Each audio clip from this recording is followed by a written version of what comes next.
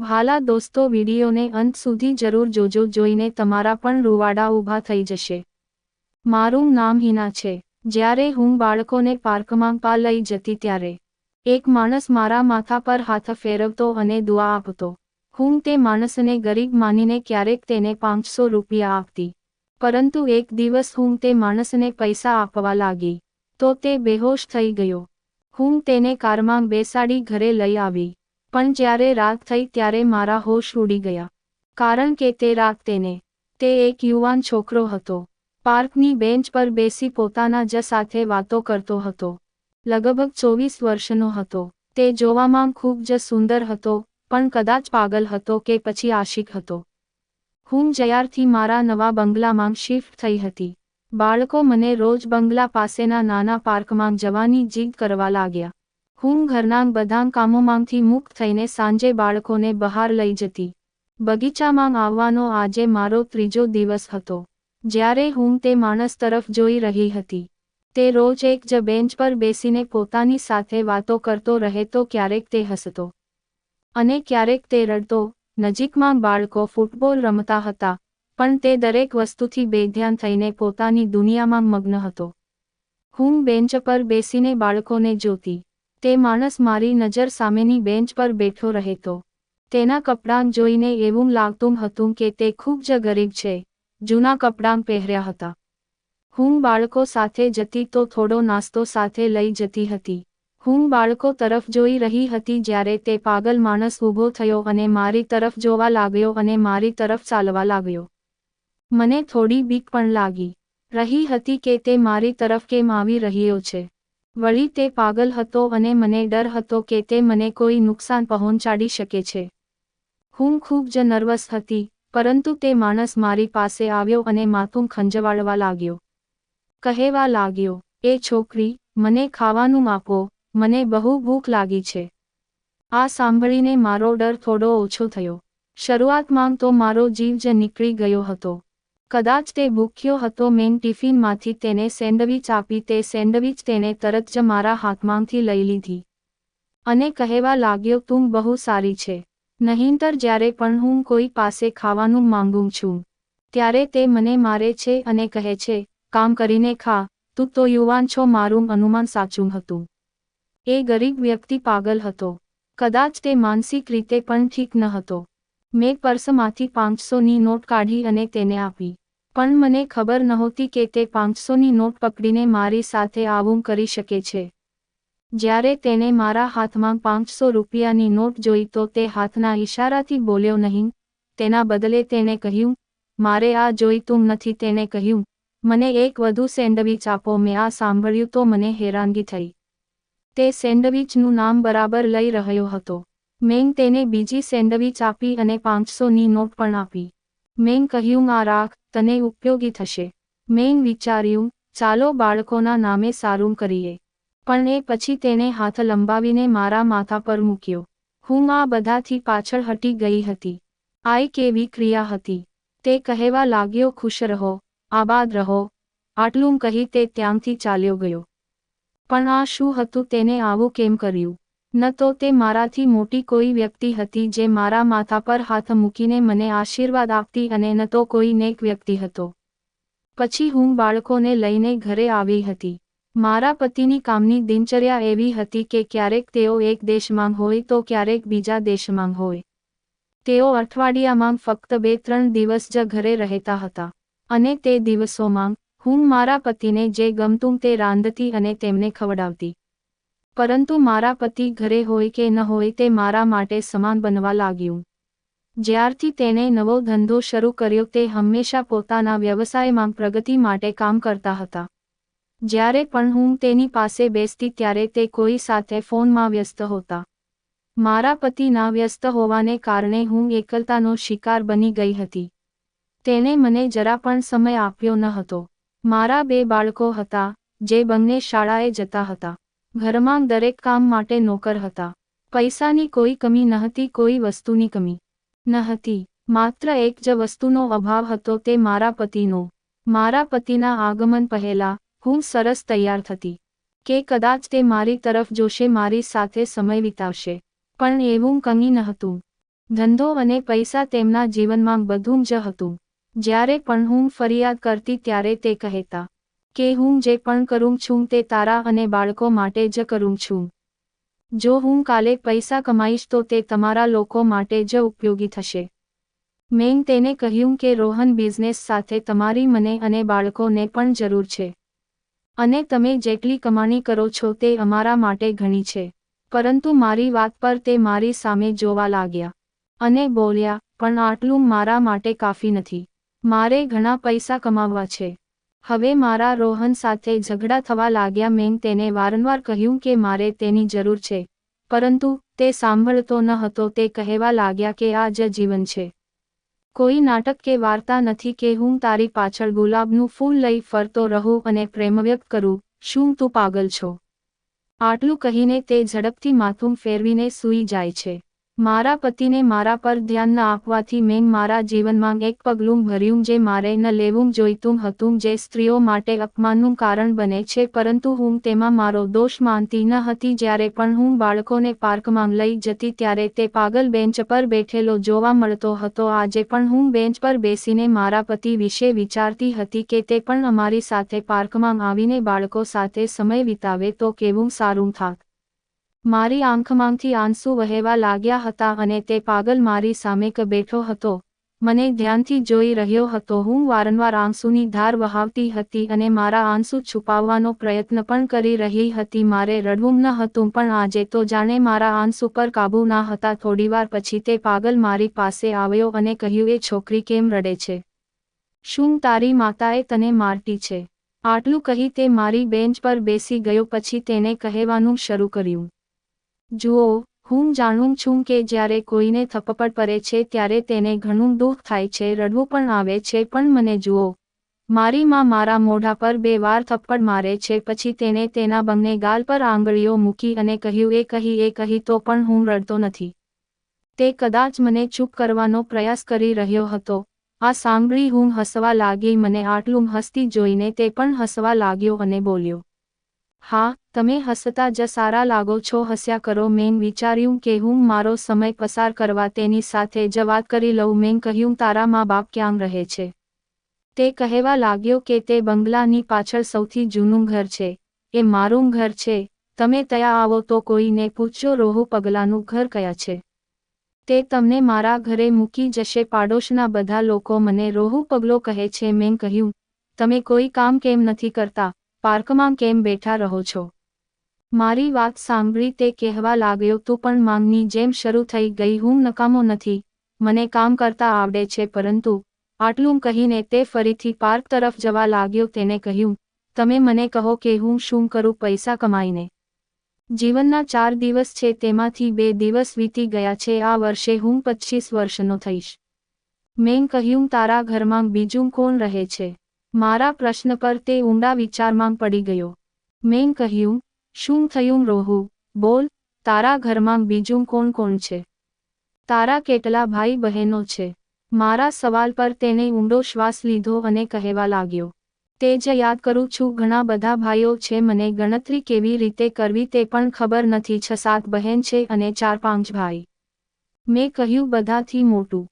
તેણે કહ્યું, મોટું શું? બધાથી મોટો હું જ છું અને તમે જાણો છો મોટા બનવું એ સૌથી મોટું પાપ છે. માં કહે છે કામ કર, હું તને ઘરે મફતનો રોટલો તોડવા નહીં આપ. આટલું કહીને તે હસવા લાગ્યો અને કહેવા લાગ્યો, માતા વિચારેમ છે કે જો તે મને રોટલી નહીં આપે તો હું મરી જઈશ. ચાલો જોઈએ, જો માતા ન આપે તો તમે મને ખાવા માટે સેન્ડવિચ આપો છો, તો આટલી મહેનત કરવાની શું જરૂર? કદાચ તે મહેનતથી ડરતો હતો. તેણે મને કહ્યું, જીવનના 4 દિવસ છે, આનંદ કરો અને મરી જાઓ. આટલ કહી તે ઊભો થયો. મેં કહ્યું, રોહુ ઊભો રહે. ત્યારે તેણે મારી તરફ જોયું. મેં કહ્યું, આ લો, તમારી માતાને આપજે અને તેમને કહે કે તે પૈસા કમાયા છે. તે હસવા લાગ્યો. પછી તે મારી પાસે આવ્યો અને મારા માથા પર હાથ મૂકીને કહેવા લાગ્યો, ખુશ રહો, આબાદ રહો. આટલું કહી ફરી તે ચાલ્યો ગયો. પણ મને થયું, મારા માથા પર હાથ મૂકીને તેને આવું કેમ કહ્યું? જો કે તે ઉંમરમાં મારાથી 2-3 વર્ષ જ નાનો હશે. ક્યારેક હું વિચારતી કે તે પાગલ થવાનો છે, નાટક કરે છે જેથી તેને કમાવવું ન પડે, પણ બીજે જ દિવસે મેં તે પાગલને જે કંઈ કરતા જોયો તે જોઈ મને આઘાત લાગ્યો. જોકે મારું ઘર પાર્કથી 15 મિનિટ દૂર હતું. હું જ્યારે પણ પાર્કમાં જતી ત્યારે તે યુવાન પાગલ માણસ ત્યાં પહેલેથી જ હતો અને તેના ત્યાંથી નીકળ્યા પછી જ હું બાળકો સાથે ઘરે જતી. બીજે દિવસે કોઈએ મારા બંગલાની ઘંટડી એવી રીતે વગાડી જાણે તે ભૂલી ગયો હોય કે તેણે ઘંટડી પર પણ હાથ રાખ્યો છે. મને ચોકીદાર પર ગુસ્સો આવવા લાગ્યો. મેં કહ્યું, આ પાગલ કોણ છે જે આવી રીતે ઘંટડી વગાડે છે?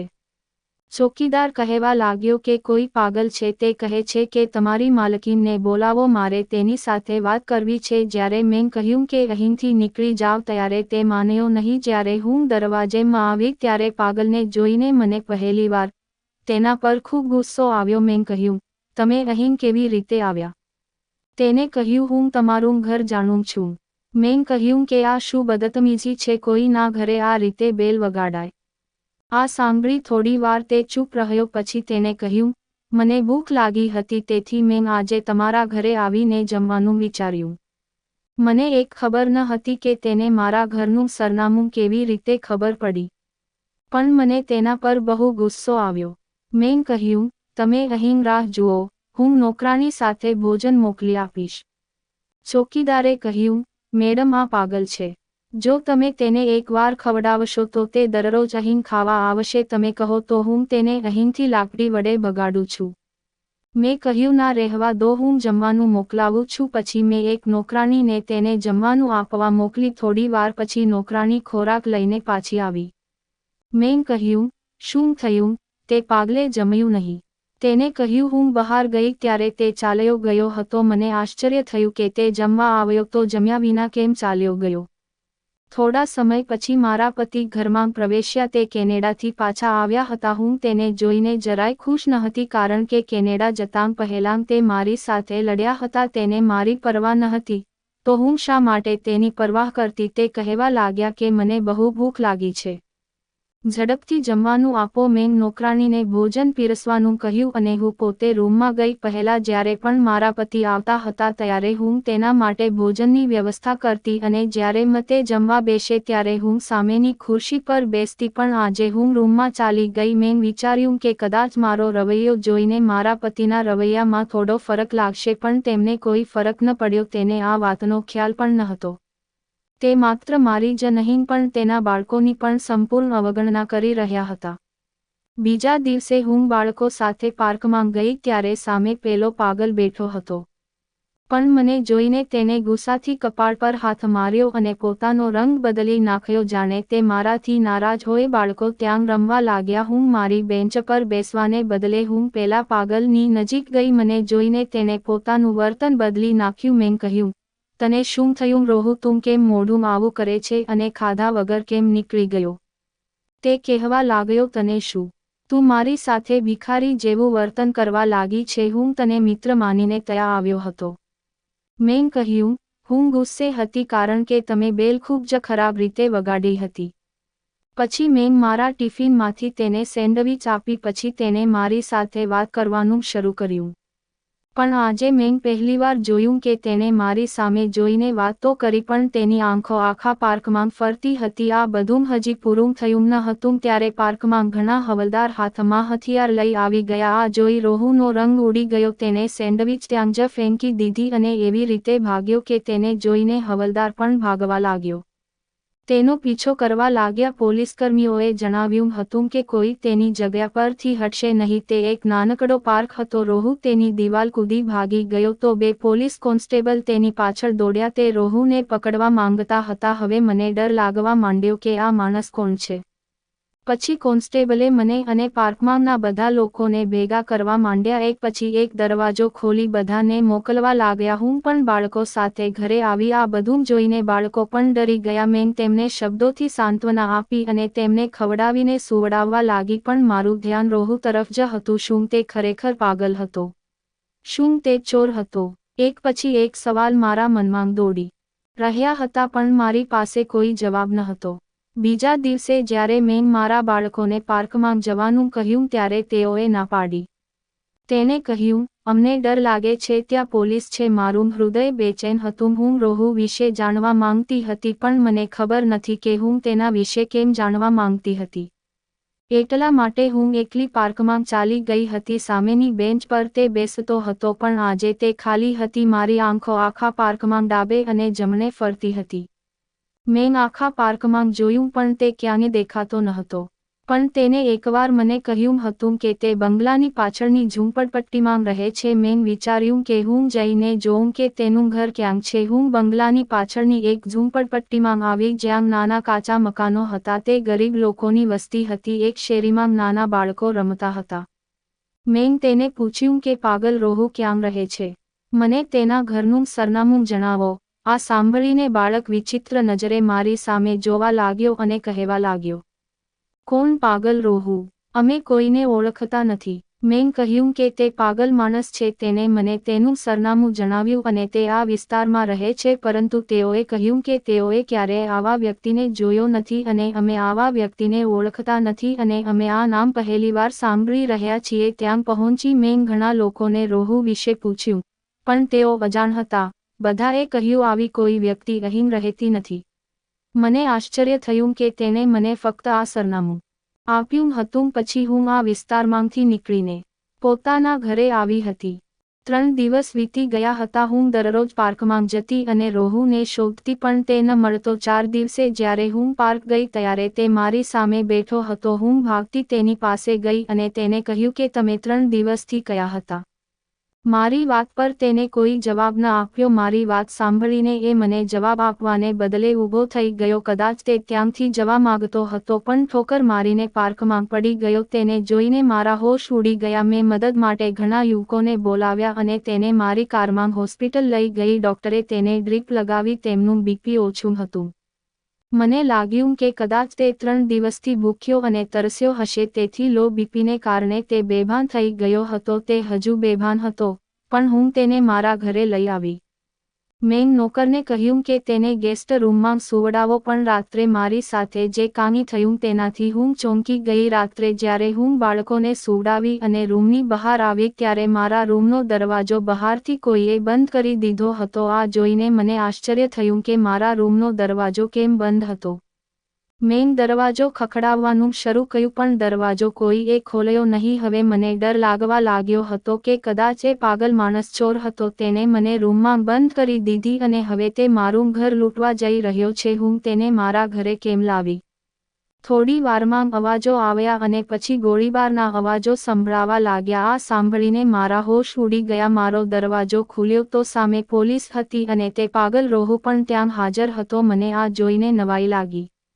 પોલીસે મારા પતિની ધરપકડ કરી હતી. તેને પકડીને કહ્યું કે અમે તમને ઘણા સમયથી શોધી રહ્યા હતા. તું બહારના દેશમાં જઈ ગેરકાનૂની કામ કરે છે. હું જેને પાગલ માણસ સમજી રહી હતી તે પોલીસ ઇન્સ્પેક્ટર હતા. તેને કહ્યું કે તેના ઘરની ઉપરના સ્ટોરરૂમમાં તે તમામ સામાન છે જે તે ગેરકાયદેસર રીતે લાવે છે અને વેચે છે. મને ખબર ન હતી કે મારા પતિ ગેરકાયદેસર કામ કરે છે, એટલા માટે તે આટલા પૈસા કમાઈ રહ્યો હતો. પોલીસ મારા પતિને પકડીને લઈ ગઈ હતી, પરંતુ તે પાગલ માણસ હજી ત્યાં જ હતો અને તે ફરીથી મારી પાસે આવ્યો અને કહેવા લાગ્યો, માફ કરશો, પણ મારે તમારા પતિને સબૂત સાથે પકડવા માટે આ બધું નાટક કરવું પડ્યું. તેણે કહ્યું કે હું તમારા પતિને ઓછામાં ઓછી સજા અપાવવાનો પ્રયત્ન કરીશ, પરંતુ આ ત્યારે જ શક્ય છે જો તે સાચા અર્થમાં પોતાના કામનો ત્યાગ કરે. તેને મારા માથા પર હાથ મૂક્યો અને કહેવા લાગ્યો, ખુશ રહો અને આબાદ રહો. એમ કહીને તે ત્યાંથી ચાલ્યો ગયો. જ સાચે ન જ તેણે મારા પતિની સજા ઓછી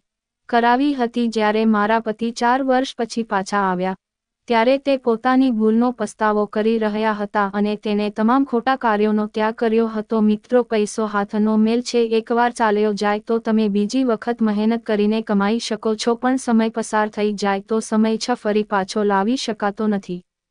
એટલા માટે આપણે આપણા જીવનનો સમય આપણા પ્રિયજનો સાથે આનંદપૂર્વક પસાર કરવો જોઈએ, જેથી ભવિષ્યમાં તમને ક્યારેય અફસોસ ન થાય કે તમે આટલો કિંમતી સમય વેડફી નાખ્યો છે.